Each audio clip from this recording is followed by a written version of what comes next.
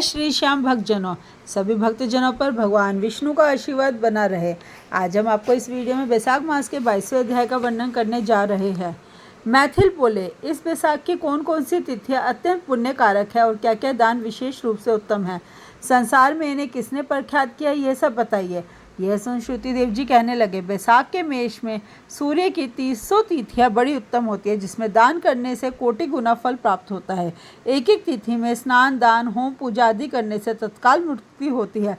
कथा सुनने से रोग अथवा दरिद्र से पीड़ित दुख भी दूर होते हैं। इन तिथियों को व्यर्थ व्यतीत करने वाली गोघाती, कृतघ्त, मित्रघाती और आत्मघाती होता है। दरिद्र, धनी, लंगड़े और अंधे मनुष्य, विधवा स्त्रियों, बालक आदि सभी को यह बैसाख होत धर्म अत्यंत सुखपूर्वक साधन के योग्य है।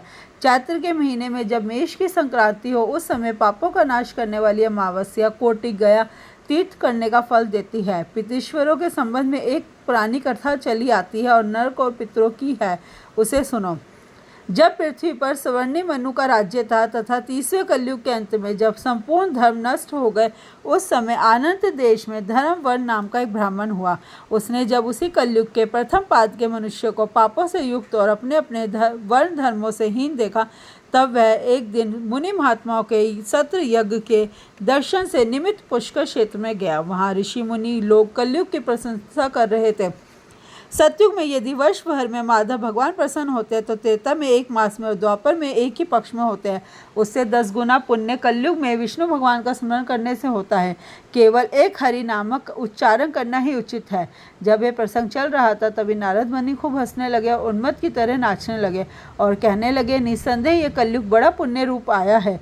कलेश नाश करने वाले इस युग में केशव भगवान स्मरण मात्र से ही प्रसन्न हो जाते हैं, परंतु कलयुग के आगमन से आप लोगों को यहाँ ठहरना उचित नहीं है।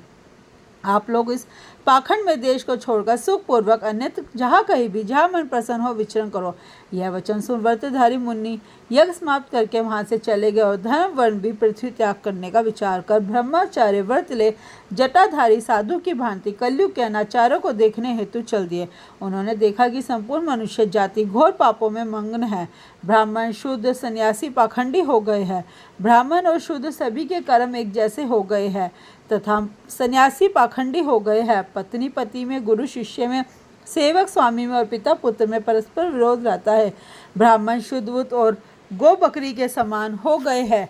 वेद कहानी मात्र रह गए हैं। सत्य कर्म साधारण हो गए हैं। देवताओं की तरह भूत प्रेत आदि की पूजा होती है। धर्मी और नीच पूज्य हो गए हैं।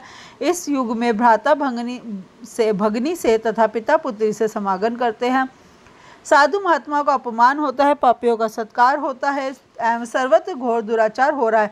ये सब देखते घूमते आश्चर्ययुक्त हो वे पृथ्वीलोक में गए। वहाँ पृथ्वीगणों को बड़े भयंकर दुखों से अंधकूपों में पड़े हुए ताही त्राही करते हुए देखा, जहाँ किसी प्रकार का सहारा नहीं था। उन्हें देखकर वह बहुत विस्मित हुए और दयालु होकर बोले, तुम कौन हो? तुमने ऐसे कौन से घोर दुष्कर्म की है जिसके करने से तुम यहाँ पड़े हो? तुम किस गोत्र में उत्पन्न हो? तुम्हारा उद्धार कैसे होगा? सब तुम मेरे सामने कहो, तुम्हारा आज ही कल्याण हो जाएगा। उनके ऐसे वाक्य सुनकर दुख से व्याकुल पृथ्वीश्वर प्रसन्न हो दीन वाणी में कहने लगे, हम श्रुत गोत्री है, हमारा वंश पाप से क्षीण है, हमारे लिए पिंड देने वाली कोई संतान नहीं है।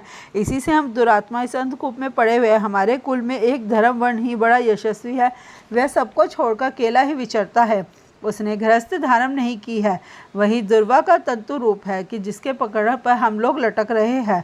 धर्म वर्ण की आयु क्षीण होने पर हम सब इस अंधता से दुर्गम कूप में गिर पड़ेंगे। इससे हे तात, तुम पृथ्वी पर जाकर धर्म वर्ण को समझाओ कि तेरे पितृश्वर दुख से पीड़ित है। केवल तेरे एक की दूब के सहारे लटक रहे हैं। तेरे मरने और संतान न होने पर तुम सब अंधतामिस कूप में पड़ोगे। इसलिए तुम गृहस्थ धर्म करके संतान वृद्धि करो। जब ये संतान गया में जाएगी, बैसाख खोद धर्म करेगी, विष्णु भक्तों के काशी आदि के व्रत करेगी तथा पाप नाशनी कथा सुनेगी, तो उसकी 100 पीछे की और 100 आगे की पीढ़ियां नरक में जाने से बच जाएगी और तभी हम सबको भी ऊर्ध्व गति प्राप्त होगी। तुम ऐसे सत्य वाक्य सुनाकर धर्म वर्ण को गृहस्थी में प्रवृत्त करो। पितृश्वर के ऐसे वचन सुनकर चंबे में पड़ रोता हुआ धर्म वर्ण हाथ जोड़कर नमस्कार करके इस प्रकार बोला, हे महात्मा, मैं ही दुराचारी वंश धर्म वर्ण हूँ। मैंने यज्ञ में महात्मा नारद जी से कहे हुए वचन सुने थे। फिर पृथ्वी पर बहुत से पापी मनुष्यों को देख कुसंगति के डर के मारे द्वीपांतरों में विचरता रहा। इस समय कलयुग के अंतिम पाद में भी 3.5 भाग व्यतीत हो गए हैं। मैंने अब तक आपका दुख दूर नहीं किया, परंतु मैं अब आपकी आज्ञा का पालन कर देव ऋषि तथा पितृषों का तर्पण कर पूजा आदि करूंगा। आप ऐसा आशीर्वाद दिए कि संसारी कर्तव्य करने पर भी मुझे कलयुग की बाधा ना हो।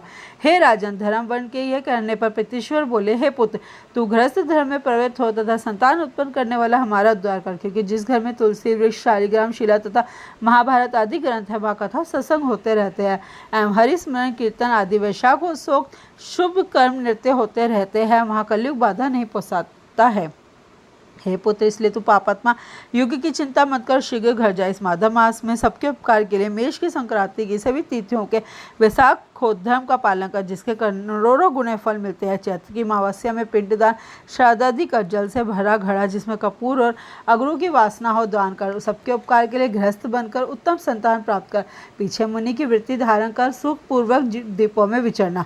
पितृश्वरों की ऐसी आज्ञा पर धर्म वर्ण शीघ्र ही पृथ्वी पर आया। चैत्र मास में मेष की संक्रांति के दिन प्रातःकाल स्नान कर देव ऋषि पितृश्वरों का दर्पण कर जल का भरा घड़ा दे, पाप नाश करने वाला श्राद्ध करके अपने पितृवर्ग को ऐसी मुक्ति दे जिससे वह आगमन से छूट जाए। फिर विवाह किया जिससे सुंदर संतान हुई। संसार में इस पापनी नाशनी तिथि को प्रख्यात कर वह स्वयं भी प्रसन्न हो गंधमादव पर्वत पर चला गया।